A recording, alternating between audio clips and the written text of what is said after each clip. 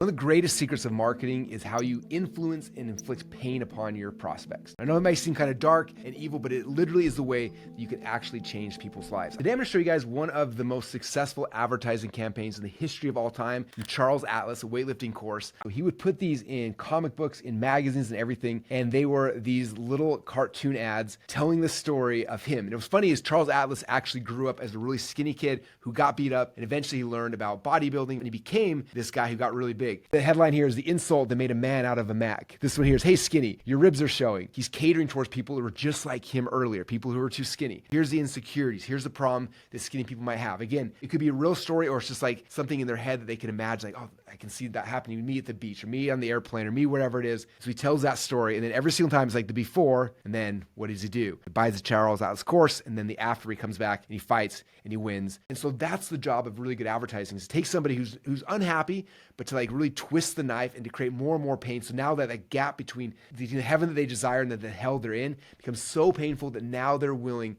to then buy something to get them out of that pit.